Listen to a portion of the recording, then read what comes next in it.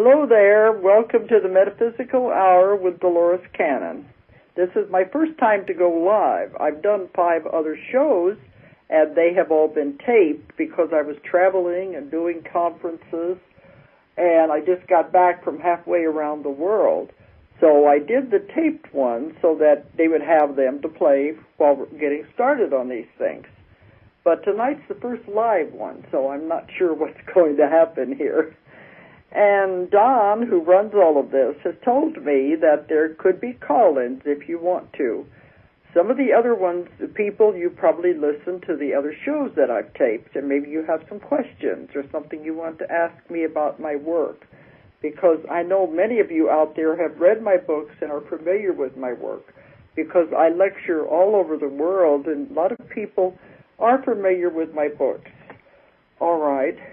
But also, I want to give out some numbers here if anyone does want to call in and talk to me and ask questions. The number for the United States is it's a free number, is 1-888-268-4313. That's 888-268-4313. If you want to call in and ask questions anytime during the next hour. And for those of you who are listening overseas in other countries and international, we also have a number that you can call in. That number is 281-419-7697. 281-419-7697. That's for international listeners.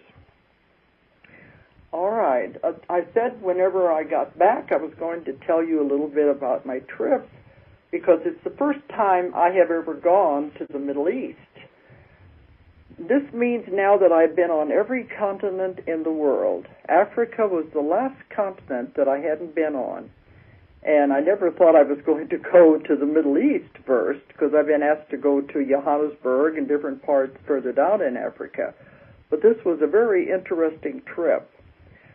I wasn't even supposed to go there, really. I think I've mentioned on the other shows, the reason I went was because I was supposed to be doing an international conference in Istanbul. And they had asked me to come to Dubai.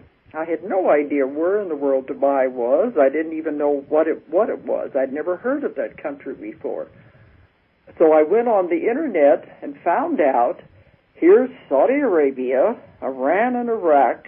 Dubai is right in the middle of all of that, right on the Persian Gulf. It's called the United Arab Emirates. And it is separate from the other parts of the Middle East and the other Arab countries over there. And I was real worried about going, and I talked to the woman who wanted me to come over, and she said there are many expatriates there. Expatriates are people that, they're mostly what they call Westerners, the people from Europe, and a lot of English. And I think it used to be an English colony long time ago, so they call them expatriates are there. And she said they are starving for information, so they said, please can you come and do some lectures and talk about your work, because they don't have very much metaphysical information over there. Even when we arranged to have my books brought in, there was only certain types of books that were allowed into the country, and they had to go through a censor board to be allowed in and be sold there. And so I was a little worried about it. I didn't know what was going to happen. But they assured me that the United Arab Emirates, in the countries of Dubai, is neutral. They're neutral. Everything is going on around them over there. And they said in some of the countries in the Middle East don't like that because they won't take sides. But they say, don't worry about it. They said, you'll be perfectly safe and it'll be an exciting adventure. So I thought, well, as long as I'm going to Istanbul for the international conference, I'll tack it on because it's not very far away. So we went ahead and made arrangements. And I even made arrangements to teach one of my classes while I was over there. So everything was going along smoothly until about a month or so ago when Istanbul, they emailed me and said they were canceling their conference. And that's that far into the game. And I said, wait a minute, what's going on here? And part of it was because the keynote speaker had gotten ill. I wasn't going to mention his name, but a lot of you probably know him. Zachariah Sitchin was one of the main speaker they were going to have, and they said because of his health, he couldn't come. And then some of the other speakers couldn't work it into their schedules, so they decided to cancel the whole conference, and they're going to try to reschedule next year. And he wanted me to come next year, but I said, I don't know if I can work it into my schedule next year. We'll just have to see. But I said, there I am, not going to Istanbul, but I already had the plans to go to Dubai. So I didn't have any choice but to go ahead and make that trip separately. So I think it was meant to be because there were very interesting things that happened over there that wouldn't have happened if they had said, just come here. It's a long trip. And I'm getting to where I don't like to do those long trips, like the ones to Australia when you're on the plane for 12, 14 hours after you leave California. I'm getting to where I don't like to do those real long trips anymore. And I think that would have discouraged me if I thought I'm just going over there. But it was meant to be, and I always say they, and if you listen to my other shows, you know who I mean by they, the ones who run this and the ones who get me to where I'm supposed to go, the ones that take care of me, the ones on the other side, I guess you would say. They're always arranging things, and I kind of go along for the ride. I never know what they have planned for me next. But I think it was very important that I went to that part of the world. But if I was just going to go there, I wouldn't have done it to begin with. But I had to fly to London, which I was just there in May. You know, I spent the whole month of May in Europe. I was in Moscow and Ukraine and Holland and Norway. I go to many, many countries. So I fly 7 hours from Chicago to London, and I stay overnight. I like to break these long trips up. Then it was 7 more hours into Dubai, so it's a long trip. And not knowing what to expect. But if you've ever been on these flights that go overseas and they go for long distances, they have the little maps that are shown. You can follow your progress by turning them on. And little airplane, it shows right where you are at any given time, over what continent, what cities, and how much longer it is till you get to your destination. And so, when I was watching that, I saw, even though it was late at night, we were coming in, I saw we were flying right over Iraq. We were flying right over Baghdad in Iraq, and it was a strange feeling that here we are, right over where the war is going on. And if you look out the windows, it's night. All we could see was the lights of cities. But you could see some fires, but we thought they were probably the tops of the oil wells. But it was just a strange feeling that here we are flying right over the war zone. Believe me, that's as close as I ever want to get to the war. Then after flying out of Iraq, we had to fly over the Persian Gulf, and the Dubai is right on the other side of the Persian Gulf. So we got in there about 1 o'clock in the morning. But in one of my books, I did mention that they told me one time, and you know, I said I don't get my information with channeling. It comes through the people that I work with. All the people that I'm hypnotized and I do therapy with, they find a way to get messages through to me when I'm working with these people. And often it will be toward the end of the session, after I finish the therapy and working with the person and taking them through the past life that's most appropriate. Often at the end of the session, they will come through these people and give me messages. And it's happened so much now that to me it's just like talking to an old friend on the telephone. And I always pay attention to what they tell me because they do take care of me, and they've changed my diet. They've told me that if I'm not supposed to go somewhere, I won't even be allowed to step out the front door. So at that kind of protection, I'm not going to argue with it. But one time they told me, before I even ever traveled out of the States, that they said, you will go to London. They said, and when this happens, you'll be traveling all over the world. And they said, every country you go to, it's very important that your energy be there. And they said, doesn't mean any energy will be taken from you, but it's important for your energy to be in these places to interact with whatever is going on there. Everywhere you go, anybody, everywhere you go, they say you leave a piece of your energy there. It doesn't take anything away from you, but it adds to whatever is happening there. The energy is needed in that place. And anytime you think about that place again, you instantly return there. Not physically, but you do return there because your energy draws you back there. So they told me anytime I'm supposed to go somewhere, it's because my energy is needed in that place. And I think any of the rest of you who are what you call light workers or energy workers will understand what I'm talking about. So I thought maybe one of the reasons I was supposed to go over there was that so my energy could be present in that part of the world. Who knows? I hope it'll be for good anyway. It will be used in a positive way. But as close as I want to get to the war, just by flying over it, it was just a strange feeling to be in that proximity. And Dubai is a most amazing place. I didn't know anything about it before, just looking it up on the internet. And now I have found it's the richest country in the world. It's totally amazing. Here's a place. It's a huge city. They call the whole country Dubai, but the city is Dubai also. Here's a whole country, a whole city, that in the 1970s was just a desert community. There was nothing there but just nomads and people living. They said they never had any manufacturing. It was all trading that came in on ships.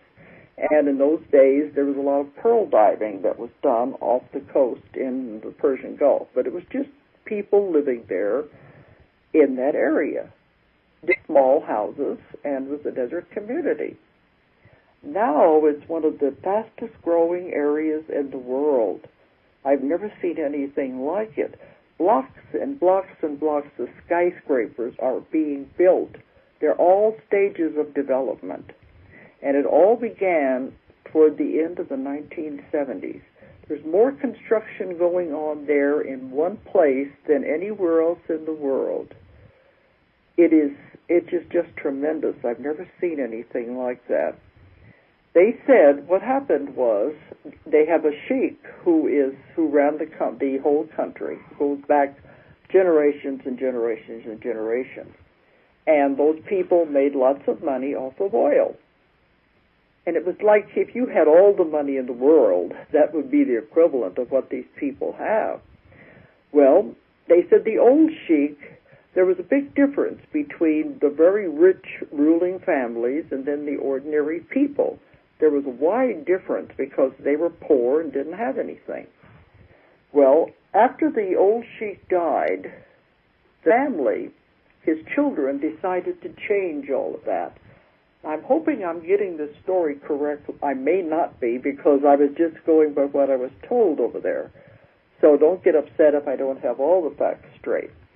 But his children, when they are the ones who took over the whole area, decided to do something different. They wanted to use the family money in a constructive way. And that's when they began to build this tremendous place. And if you can imagine, if you had all the money in the world, what you could do with it. They have built whole downtown area everything is brand new. Huge skyscrapers. They're building bridges. They're building overpasses. They're building big highways. one man even built a man-made island just off of the outside in the harbor, a man-made island, and he put the largest hotel in the world is on that man-made island. Now they're building a bridge out to it so tourists can go out there. There was one huge dome. Inside that dome, you can go skiing, and they have man-made snow. And my friend that was with me, he said, well, I sure wouldn't think you'd want to come all the way to the desert just so you could go skiing. But it's like everything is possible they have done. They are building Dubai Land, which is going to be like Disneyland. And there's signs everywhere in the city, and they call it Dubai, the city of gold. And by gold, I mean real gold. There was one sign I saw at the side of the road. It said, Dubai, the city of gold. It said, the language everyone understands, gold. And they said, it is the cheapest place in the world to buy gold. And the people I was with took me down into the gold centers where they have all the stores. And if you can imagine blocks of jewelry stores, that the windows are covered with gold necklaces, gold bracelets, rings, everything you could possibly imagine of gold and gold statues. The windows are packed with this, store after store after store. And they said the gold is the cheapest in the world. And they bargain. I was surprised. We went into one, and you think going into a jewelry store they wouldn't bargain, but they do. But the money there in that place is tremendous. It's all riches. It's all money. And I also saw that some of the large companies all over from the United States and all over the world are building headquarters down there too. Some of these big skyscrapers are being built by these companies. But one thing impressed me was like, this shows what you could do if you had a tremendous amount of money and used it constructively and positively, because they were building these places, and now the poor people have jobs. Even if it's only in the construction, at least they have work, they have jobs. And we went by one place that was just open desert. And the lady that brought me over said, by next year, this will all be housing. That's how fast everything is growing. What used to be desert is now part of the city. And she said when she drives to town to work, into the downtown area, she'll suddenly say, where did that building come from? That's how fast they're sprouting all over the place. But to me, it was like a contrast, a parallel. Here was a country where the leaders have chosen to put their money into a positive direction to improve the country, to make it the richest place in the world. And right next to it is a country that's being destroyed by war, by bombs. A country is pouring tons and tons of money into a place to destroy it and to use the money in a negative way. You may not agree with me on these things, but I was told I could say anything I want on this show. I saw two very strong contrasts between these two countries, what the positive can do and what the negative can do. Other people have said, well, I haven't seen all of the Middle East. There are some places over there that are pretty bad. That is probably true. But what I saw was beautiful and wonderful. Everywhere was money. Where I gave my talks was a country club out in the desert, and they had a big courtyard that I did the talks on and the workshops, and I gave my class out there. And the part we were in was a polo, an equestrian club. And they were having polo matches on the other side of the club with these beautiful Arabian horses. and everything was wealth, but it was all shared wealth. And they have the nationals, who are the ones who are the natives there that, dress in the normal. They don't all dress like that in the Arab robes, but then they have the Westerners. But when I talked about the radio show, I told them I had my own radio show now, and then I thought about it. I said, you guys can get this show, because all you have to do is put on the internet, and they're able to do that. So I'm hoping they're listening, too, because when I left, they said, please, when you get back on your radio show, tell the people you have just visited the most peaceful country in the world. And that's exactly right. It was peaceful. There was no violence, no wars. The people there leave their cars unlocked. My friend said she could leave her purse on the front seat of her car. She wouldn't have to worry about anything. It's a peaceful country, and it's a peaceful rulers. My friend that was with me, he wanted to go out and ride the camels, so he went on an overnight trip where he was able to sleep under the stars in the desert and see the camels and go for camel rides. But like I said, I may not have the full story. Some people are saying I probably don't. But everywhere I go, I seem to find the positive. I seem to find the good in people. This is what I would rather focus on. I don't see the point in tearing up a country, trying to change people's beliefs and trying to change their government. These people can do it on their own. But there again, we could get into some arguments, and I don't really want to do that. I just want to tell you about a place that was beautiful, peaceful, thriving, and what can really happen if people set their mind to it. Now, of course, they've asked me to come back, but I said it's going to depend on what else I can put in on the next trips, because that is a long way to go. But in March, I'll be speaking at an international hypnosis conference in India, in New Delhi. And then they want me to come back to India and teach my methods in 3 cities, in Mumbai, New Delhi, and Bangalore. So I'll probably be going back to that area, so I may return again to Dubai. But it seems like my work is taking me more out of the country now than it used to. Before I was doing conferences, some of them, I was at the height of this. Before I started slowing down, I was doing a conference every week in the United States, sometimes 3 in a week, that I would just go from place to place, do these conferences before even coming home. And sometimes I would only have 1 day home before I had to set out for Australia or Europe. And that just got to be too much. So I finally had to cut it back to where now I'm only trying to do no more than 2 conferences in a month in the States. But when you go overseas, you have to plan it out differently to make use of your time over there. But I'm still traveling everywhere. The books are being translated into more and more languages. And as they reach the different countries, I have to go there to lecture with translators. I said in the beginning it was very strange as I first began to write my books. They were my children. That's what I felt like with them. A lot of you don't know, it took me 9 years to find my first publisher. By that time, I had 5 books written. So I said, it's just like incubating, like having a child.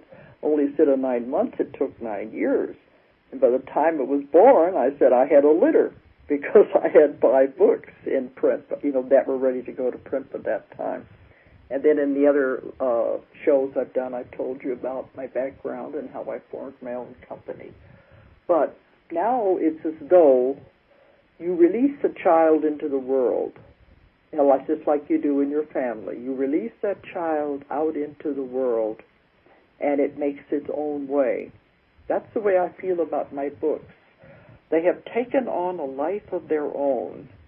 They are out there creating and replicating and duplicating and reaching people all over the world, something I would never have thought would be possible. But they have really taken on a life of their own and are going everywhere and touching many, many people. I get emails and letters and calls from all over the world saying how the books have changed their lives. So this is something that was totally unexpected. You couldn't plan something like this. You know, somebody in a higher power had to be in charge of it to make it happen, to get all of this going and spreading it everywhere. But I'm not sure what I wanted to talk about today. I guess I just wanted to talk about some of these travels, because I know when the other shows I'm going to be focusing on the content of most of the books. And then I'll be having guests, too, at a later date. But some people have asked me if I know about my own past lives. And I do. I've had another woman friend of mine in the early days help me to find out about some of my own past lives and the connections. I don't need to do it anymore because I've found out why I'm doing what I'm supposed to be doing. I found out the connections with my families, so I don't feel the need to do it anymore. But there was an interesting thing that happened that was directly connected with one of my past lives. This happened when I went to Bulgaria. And this is about, 5 years ago when I was asked to go to Bulgaria.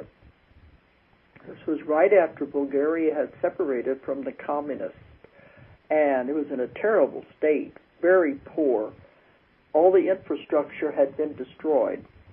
And, of course, the communists said, if you come back into the fold, so to speak, we will repair all the damages and fix the city, and you'll be a lot better off. But they decided they wanted to keep their freedom. But there is a very poor country. Now, this is about 5 years ago. Maybe it's different now, but that was what I found at that time.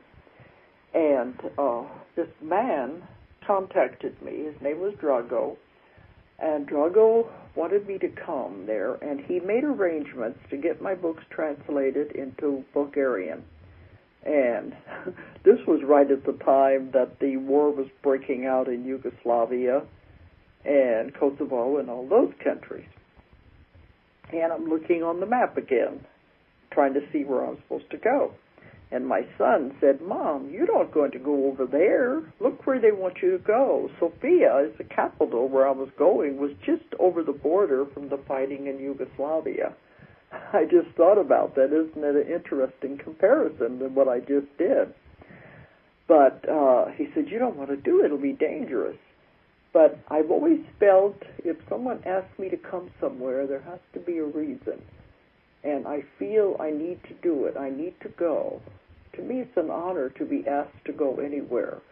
And as I said, they have told me if I'm not supposed to go, I won't even be allowed to go out the front door.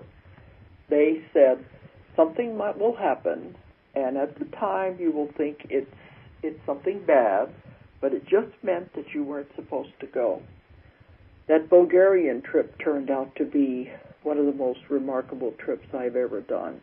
This shows you if you're afraid, if you let fear get in the way, you'll never do anything. Fear will hold you back. If there's something you're supposed to do, do it. Go ahead and do it. Enjoy life. Because you sit around waiting, feel safe, whatever is safe. You could get killed in your front room.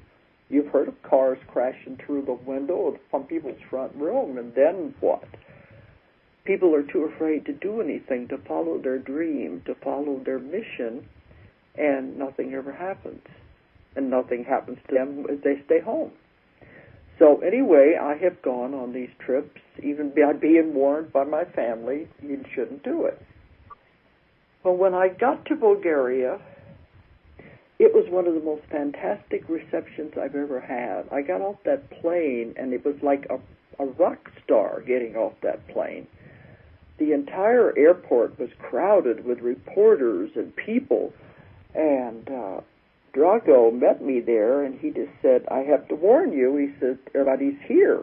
And here was all these people, and it was just an avalanche, everybody taking pictures, wanting interviews, and talking to me. One of the first ones shoved a microphone in my face and said, "Well, what do you think of Bulgaria?"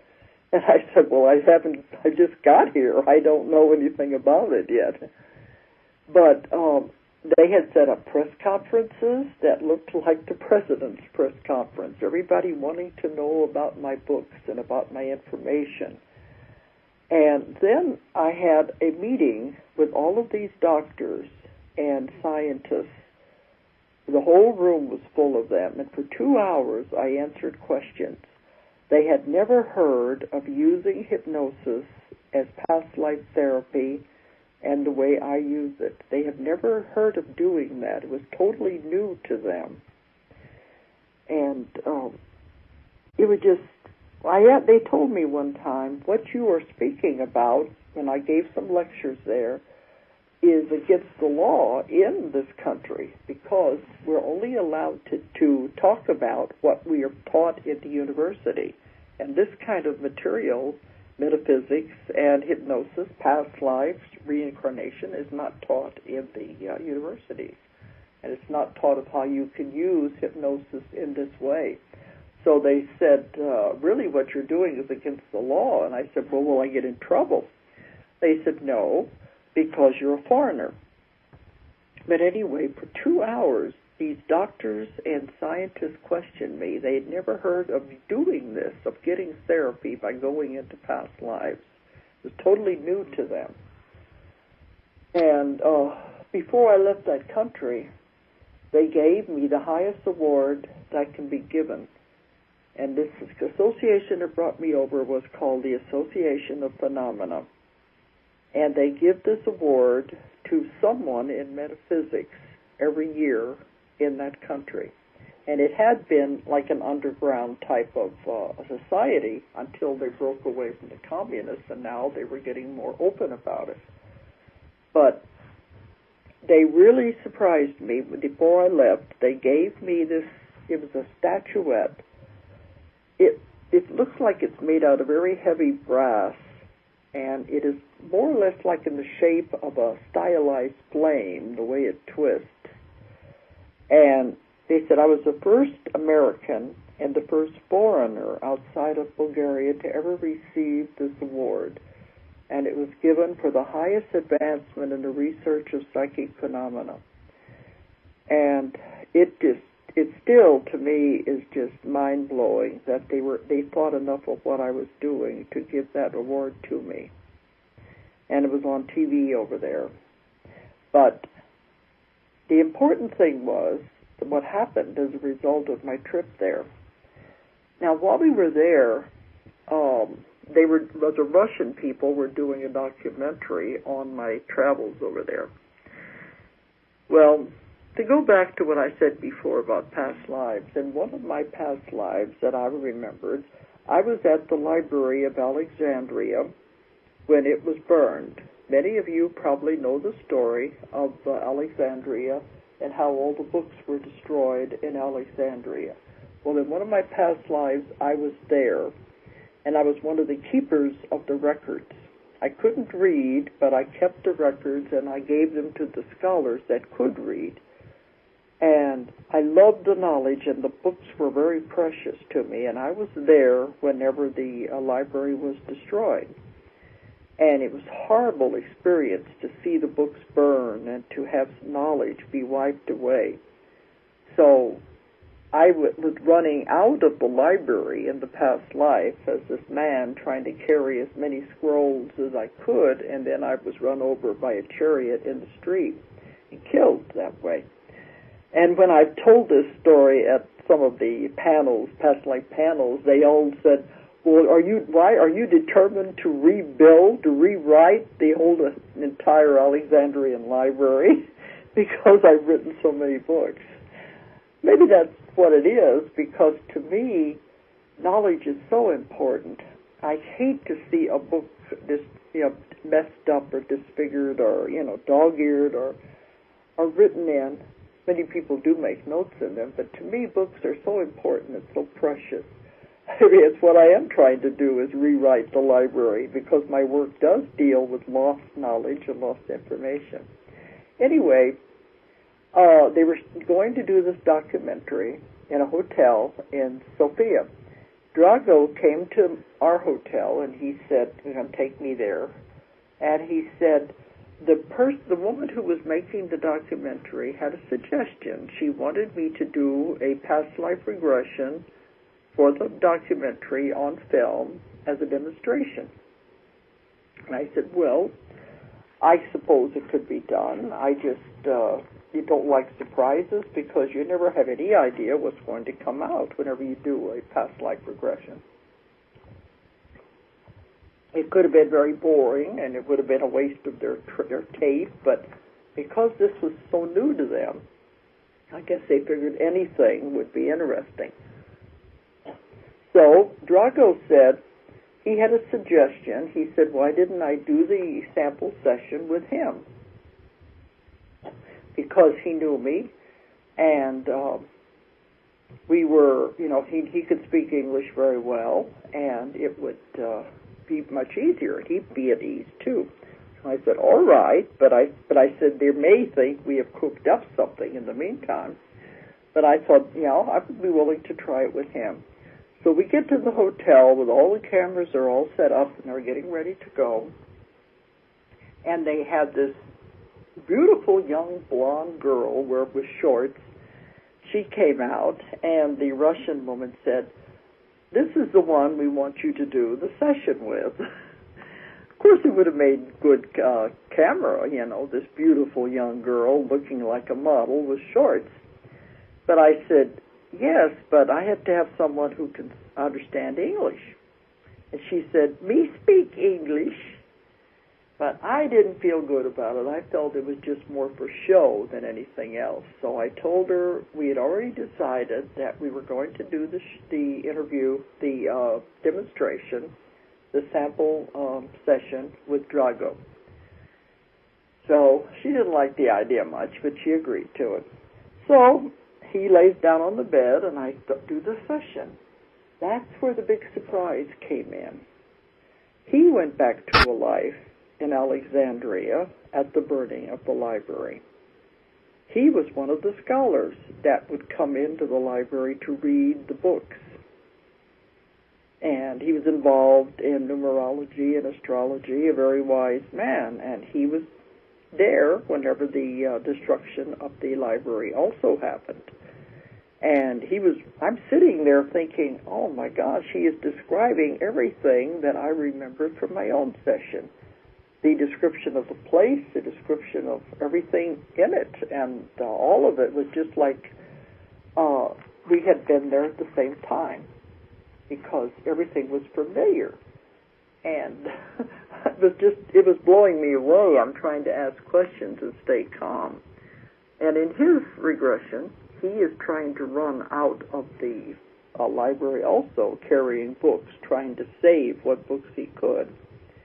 And as he ran out, the building was collapsing, and a huge rafter fell on him, and it landed across his shoulders and pinned him to the floor and killed him. He told me later it was very emotional, the whole session, but because he knew there were cameras going and people watching, he couldn't get as emotional as he would have. But at least he was able to tell the story. Well, afterwards, when we were talking, we were going back to the hotel, I said, boy, do I have a story to tell you, because he didn't realize we'd both been there at the same time. But he told me the next morning, whenever he came to pick me up, he said, I'm almost afraid to say this, but he said, for many, many years, that he'd had pains all across the shoulder area of his back, and nothing he did could help that or help take it away.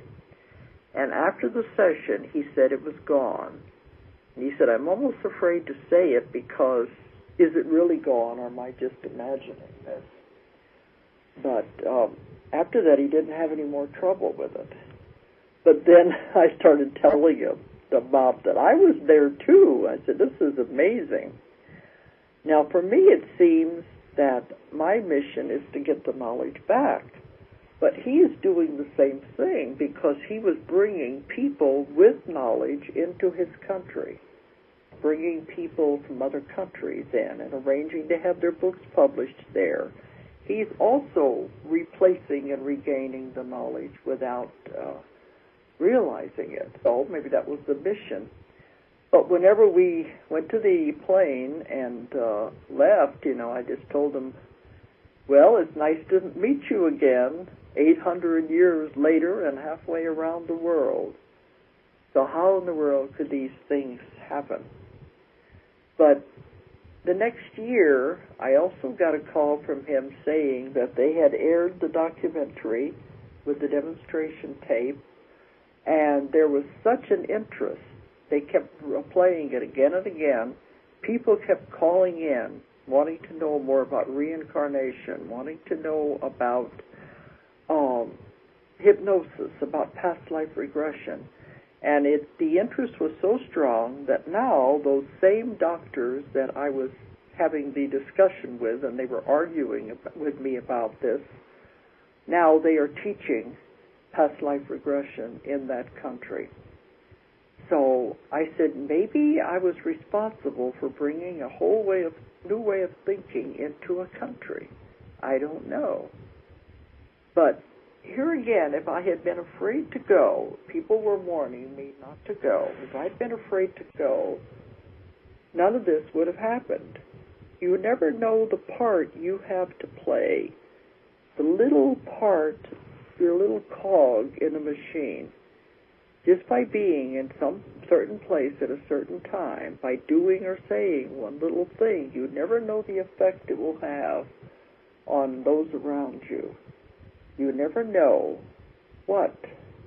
Sometimes you never know. I would never have known. A lot of the things that have happened, I don't know how it's affected people until they write me. So by being afraid and not willing to take a chance and go to these unusual places, my life would have been totally different. The knowledge would not have gone out. It wouldn't have touched so many people. So it's really amazing when I look back on it, people trying to keep me from going to these places, and look at what happened in these places. In May, it was my first trip to Moscow, and I've always wanted to see the Red Square. I got to see that because our publisher had a driver that took us everywhere we wanted to go. He had a translator who was also like a guide, and he took us all over the city, pointing out everything and telling us all about it. They treated me like royalty. I didn't spend a cent the whole time I was in Kiev, in Ukraine, and also in Moscow, because my Russian publisher has his headquarters in Kiev, and the branch is in Moscow. And they treated me like royalty. But when I got to Moscow, I kept thinking of all the stories we've heard down through the years about how poor they are over there, how they can't afford the things we have in America. They didn't have refrigerators. They don't have washing machines. You go into the stores, there's no food in the stores. There's no goods to be bought in the stores. This is what we've been told for so many years. This is what I was expecting to find. A gray, dark place of unhappy people where there wasn't anything. We didn't have the benefits we have in this part of the world, because that is what we've been told, that they were jealous of us because we had all of these wonderful things and they had nothing. So imagine my surprise when I find none of that was true. Now, maybe it might have been true 5-10 years ago, but it definitely is not true now. I found a thriving, alive city. Kiev was the same way. There's construction going on everywhere because the people in Kiev and also in Moscow, the majority of the people live in huge apartment houses. They don't have private homes. And so they're building more and more of these for the population. Of course, they said the rent now in some of these newer ones are going to be hard for some of them to afford. But I found Moscow, first thing I noticed, I've always heard about how they didn't have cars, it was hard to get cars, and that I heard they had to take the windshield wipers off their cars and things like that. Everything was hard to get. As I said, maybe that's what it was 5-10 years ago, but that's not what I found. When we first hit Moscow, the traffic jams everywhere, new cars, people driving everywhere, huge billboards, just, advertising all of the modern products we have here in the States. I didn't see anybody that needed things or wanted things, not like we had been told. And I went into one mall that was just like the malls here in the United States. Same brands, the same stores. You would have thought you'd been transplanted from the United States, except for the letters on the signs. It was just like being back here. And the hotel I stayed in Moscow was called the Cosmos Hotel. It's one of the biggest in the world. It was pure luxury. As I said, I didn't have to pay for anything the whole time I was there. I gave lectures, and they are now going to print some more of my books are being translated into Russian. So when I go back in March, I'll be speaking there again. This time they're going to do a full-fledged publicity campaign, and I'll probably be speaking other places in those countries. And I believe I said before that while I was there, I had a surprise summons, I guess you would say, on the last day I was there. This woman came in and she said, "You've got to take this call. This is a very important man here in Moscow, and he wants to meet with you. And he's a doctor. He has an organization over there." So I said the only time I could meet with him was after I finished my lectures, and they was going to send a car around to bring me over to his center. And when I got there, he began telling me about this very ambitious plan they have. He is very much involved in alternative healing and natural medicine, and there was a psychiatrist in the office also, and they are both pushing with this plan. And their center is, I believe it's called the Russian Center with Folk Medicine.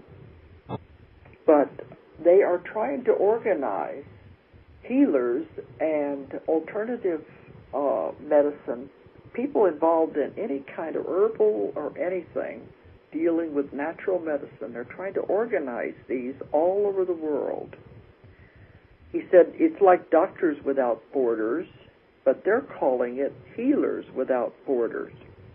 And they want to find as many as they can and organize them all over the world to help the people of the world and to get back to the natural medicines, the alternative, the energy workers, the healers, the anything. And he wanted me to help in the United States. And I don't have all the instructions yet.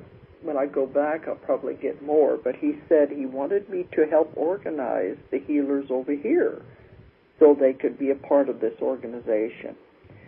And in my work as a therapist, I have many clients that come to me who are energy workers.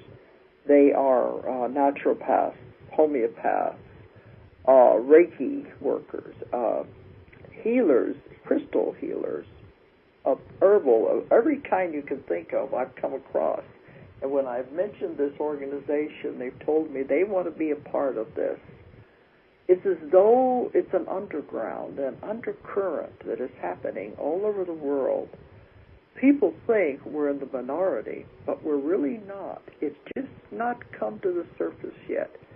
Just underneath the surface. And it's getting ready to come up to where people will see how big this really is with the natural healing, the alternative. The doctor told me, he said the statistics of the year 2000 in the United States showed that 45% of the people in the United States believed and practiced alternative healing and went to alternative practitioners and like naturopaths, homeopaths, etc.